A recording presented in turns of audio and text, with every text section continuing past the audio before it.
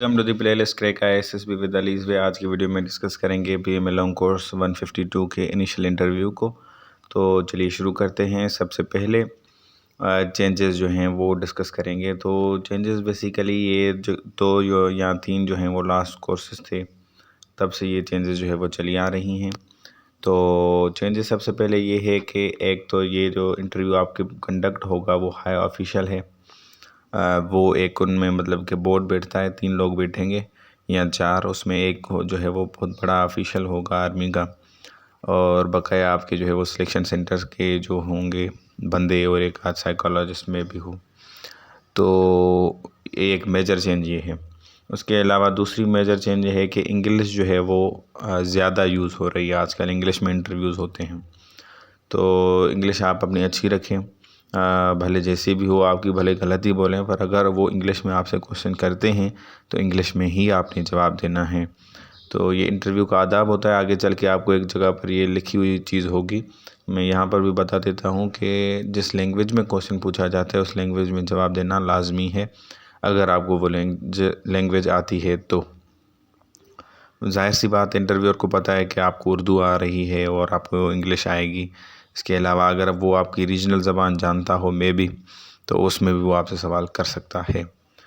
तीसरी चेंज जो है वो है कि न्यू एकेडमिक एरियाज़ या सब्जेक्ट्स, मतलब कि जो पहले इंटरव्यू हुआ करता था सिंपली आपके पर्सनल आपके जो है रिलेटेड क्वेश्चंस हुआ करते थे, उसमें आपके ज़्यादा से ज़्यादा आप मैट्रिक इंटर में जो पढ़ के आए हैं वहाँ से, उसमें मतलब जीके फिज़िक्स वगैरह का एक आध सवाल, जैसे ओम्स लॉ क्या है और चार्ल्स लॉ क्या है, मुख्तलिफ़ इस तरह के क्वेश्चंस जो है वो पूछे जाते थे।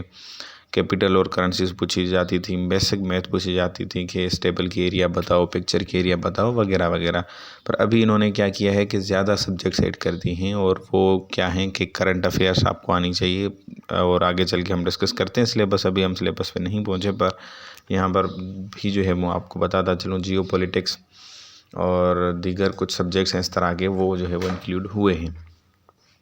तो इसको भी हमने डिस्कस कर लिया। अब फोर्थ जो है वो चेंज ऐसे राइटिंग पर हमने कल वीडियो बनाई थी, जिसमें आपसे 2 ऐसे लिखवाए जाते हैं, उर्दू और इंग्लिश के। तो वो अगर आप वीडियो आपने नहीं देखी तो वो आप देख सकते हैं, लिंक आपको कमेंट में या आई कार्ड में कहीं पर दिख रहा होगा।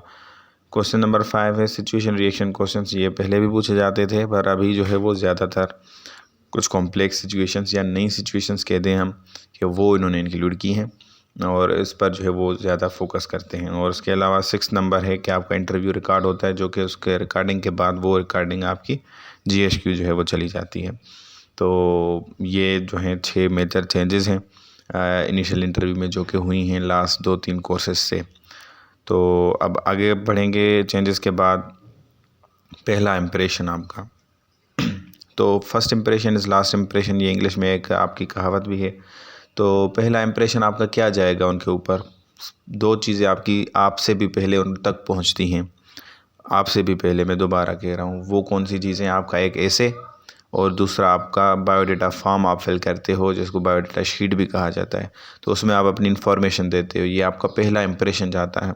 तो पहला इम्प्रेशन आपका अच्छा जाना चाहिए। वो अच्छा किस तरह जा सकता है, आप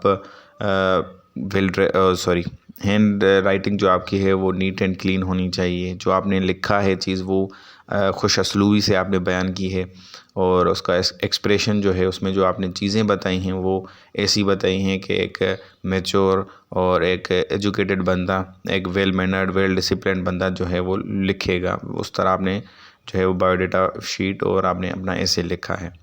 ऐसे से और आपके बायोडाटा फॉर्म से वो आपको पूरी तरह से असेस कर लेते हैं, आपकी एक वो अपने जहन में एक पिक्चर बना लेते हैं। उसके बाद आप जो है वो उनके जब सामने जाते हो तो फिर दूसरा इम्प्रेशन आपका ड्रेसिंग का जाता है। ठीक है, वो जहन में वो बना लेते हैं आपकी कि आप किस तरह की पर्सनालिटी है आपकी, या किस तरह की आपकी मतलब कि ड्रेसिंग होगी, ये सारी चीज़ें। तो उस पिक्चर को जो आपने दिखाई उनको, वो ड्रेसिंग में भी आपकी दिखनी चाहिए। ठीक है, ड्रेसिंग का सिर्फ ये मतलब है नहीं है कि आपके अच्छे कपड़े हों, आपके पास सूट हो, नहीं। ड्रेसिंग में बहुत सारी चीज़ें आती हैं। एक आपकी ड्रेसिंग, जैसे आपके क्लॉथ्स हो गए, ठीक है, उसमें आप 3 पीस कोशिश करें पहने। अगर मौसम इजाज़त नहीं देती तो 2 पीस पहने आप, पैंट हो और शर्ट टाई, और आप शूज़ जो हैं वो पहने मैचिंग में, कंट्रास्ट में। उसके अलावा दूसरी चीज़ ड्रेसिंग में आती है आपके प्रॉपरली हेयर जो है वो कट हुए होने चाहिए। नेल्स आपके सारे कट हों, और उसके अलावा बियर्ड वगैरह अगर है आपकी तो अच्छी बात है, रख सकते हैं आप। अगर नहीं रखते तो फिर वो क्लीन शेव होनी चाहिए, अगर रखते हैं तो फिर वो भी होनी चाहिए, उसके साथ कोई हरकत आपने की हुई नहीं होनी चाहिए। और अगर आप घड़ी पहनते हो, रिस्ट वॉच, तो वो आप पहने। बस यही चीज़ है ड्रेसिंग में।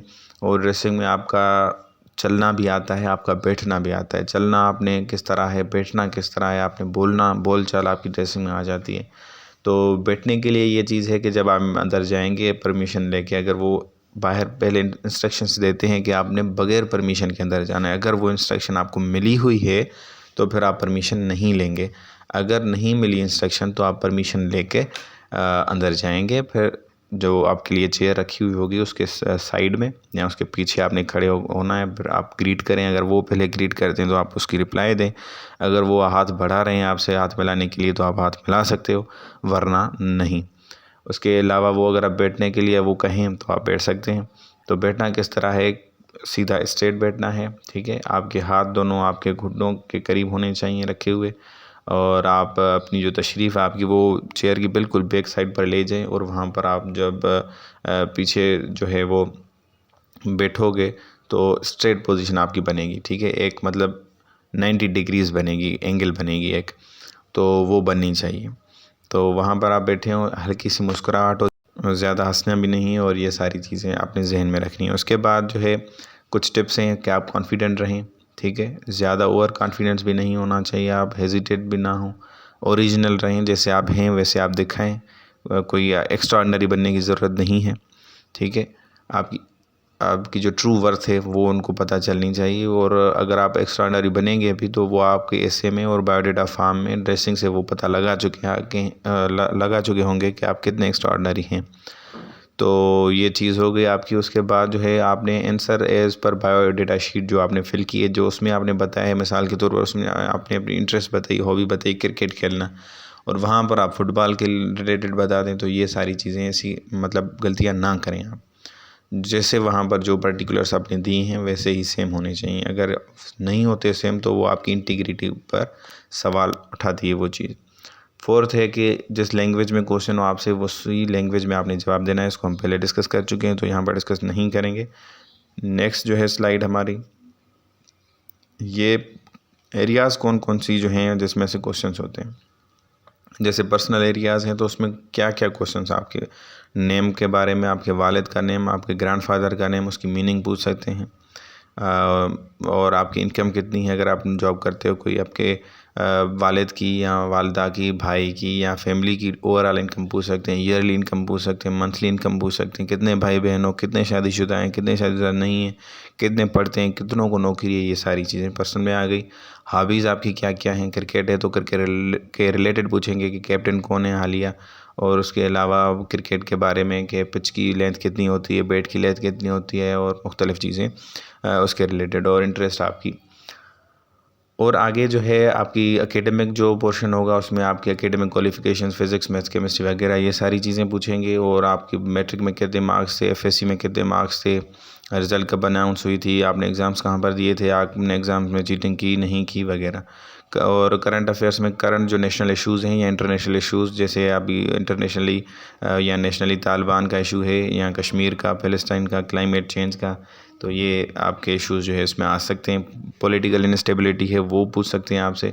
जियो पॉलिटिक्स में आपसे जो है पाकिस्तान के जो बॉर्डर्स हैं चारों पांचों जो भी हैं, तो उनके रिलेटेड आपसे क्वेश्चंस हो सकते हैं। और पाकिस्तान के जो रिलेशंस हैं नेबरिंग कंट्रीज़ के साथ, इंडिया, अफ़गानिस्तान, ईरान, चाइना वगैरह, तो वो उनके रिलेटेड क्वेश्चन पूछा सकते हैं। पाकिस्तान की स्ट्रेटेजिक जो है जियो पॉलिटिकल जो उसकी इम्पोर्टेंस है उसके रिलेटेड पूछ सकते हैं सवाल। तो इसके अलावा इमोशनल और सिचुएशनल क्वेश्चन। इमोशनल क्वेश्चन इस तरह से कि आपसे वो सिचुएशंस पूछेंगे। इमोशनल क्वेश्चन ये भी हैं कि आपके पास गर्लफ्रेंड है, आपने कभी सेक्स की है नहीं की, मुख्तलिफ़ चीज़ें इस तरह की वो पूछते हैं। ये इमोशनल क्वेश्चन हैं। इसमें बंदे जो है वो हिचकिचा जाते हैं और कुछ गलत जवाब भी दे जाते हैं। सिचुएशन क्वेश्चन इस तरह के, अगर आपको 10 लाख दिए जाएँ आप क्या करेंगे, तो उसमें आप जो रिप्लाई करोगे उससे आपकी पर्सनालिटी जज होगी। मिसाल के तौर पर आप कह दें कि मैं 10 लाख की फ़लाँ बिज़नेस लगाऊंगा, अगर अब वो आपने बता दी तो आपका इससे तासुर ये जाएगा कि आपकी बिज़नेस माइंड, आपका जो माइंड है वो बिज़नेस के रिलेटेड है। तो ये मतलब इस तरह की चीज़ें जो है वो इससे पता चल जाती हैं उनको। तो इसमें मुहतात रहिए। और आज की वीडियो जो है वो यहाँ पर इख्तिताम पज़ीर होती है। नेक्स्ट अगर आप चाहें तो कमेंट में हमें बता दें कि क्वेश्चंस जो रिपीटेड हैं वो हम डिस्कस करें, उनके हम आंसर्स आपको बताएं। अगर आप चाहते हैं तो वो हम वीडियो बना देंगे, अगर नहीं तो हम नेक्स्ट टॉपिक के ऊपर चले जाएंगे।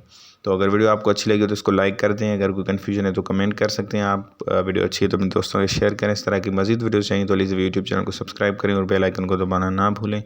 आपकी कीमती बात के लिए शुक्रिया।